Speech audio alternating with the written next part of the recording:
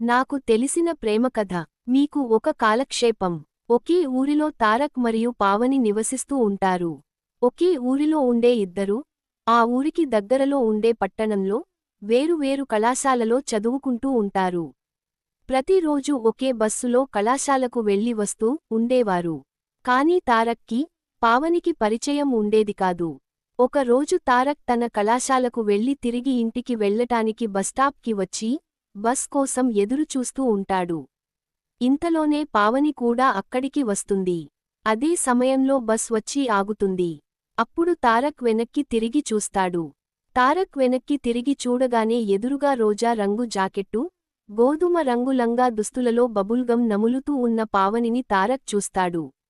ఇంతకు ముందు ఎన్నోసార్లు చూసినా, తారక్కి ఇప్పుడు కనిపించినంత అందంగా ఎప్పుడూ కనిపించలేదు.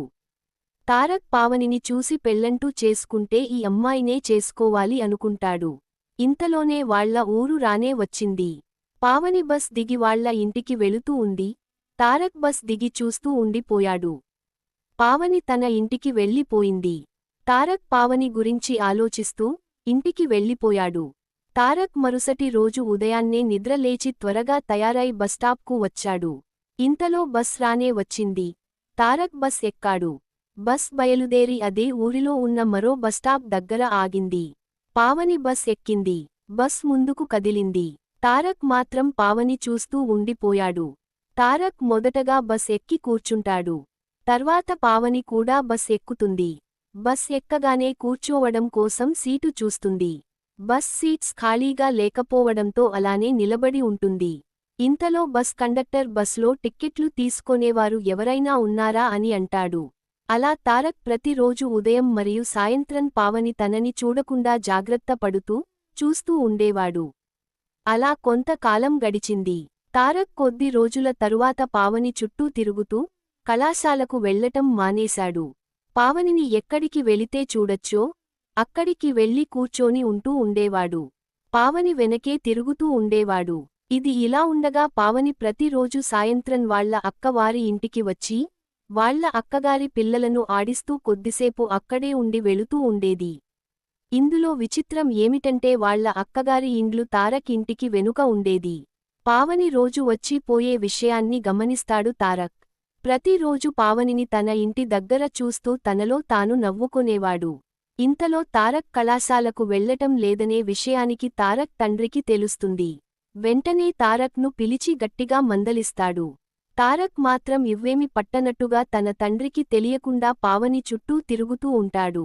ఇంతలో కళాశాల పరీక్షల సమయం దగ్గర పడుతుంది. తారక్, పావని ఇద్దరు ఉంటున్నది చిన్న పల్లెటూరు కావడంతో, ఆ ఊరిలో చాలా మంది పరీక్షల గురించి మాట్లాడుకుంటున్నారు. ఇంతలో అక్కడికి వచ్చిన పావని ఈసారి జరిగే పరీక్షల్లో నేను తప్పక పాస్ అవుతానని ధీమాగా చెప్తుంది.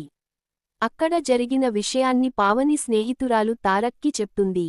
ఇది విన్న తారక్కి ఒక ఆలోచన వస్తుంది. అదేమిటంటే తాను కూడా పాస్ అయితే పావని ముందు సంవత్సరం ఏ కళాశాలలో చేరుతుందో, అదే కళాశాలలో చేరొచ్చు కాదా అనుకుంటాడు.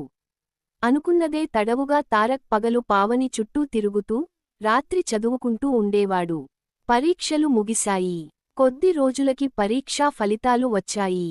ఆ ఊరి మొత్తం మీద ఇద్దరు మాత్రమే పాస్ అయ్యారు. అందులో ఒక వ్యక్తి తారక్. తాను పాసైనాడన్న వార్త తారక్కి తెలియగానే, తారక్ ఆనందానికి హద్దులు లేకుండా పోయాయి. వెంటనే పావని పరీక్షా ఫలితాలు ఏమయ్యాయో తెలుసుకోవాలని, పావని స్నేహితురాలి దగ్గరికి వెళ్లి కనుకొన్నాడు. పావని కొన్నింటిలో ఫెయిల్ అయ్యిందని తెలుసుకొంటాడు. తారక్ చాలా దిగాలుగా, పావని స్నేహితురాలుతో ఫెయిల్ అయిన సబ్జెక్టులను తిరిగి రాయమని చెప్పమని చెప్తాడు. పావని స్నేహితురాలు తారక్ చెప్పిన విషయాన్ని తిరిగి పావనికి చెప్తుంది. పావని చదివి పరీక్షలు రాసి పాస్ అవుతుంది. పావని పాస్ అయిందని తెలుసుకున్న తారక్, పావని ఏ కళాశాలలో చేరుతుంది అని అడుగుతాడు పావని స్నేహితురాలిని. అప్పుడు, పావని స్నేహితురాలు పావని వాళ్ల నాన్న చదువు మనేయమని చెప్పాడని చెప్తుంది తారక్కి.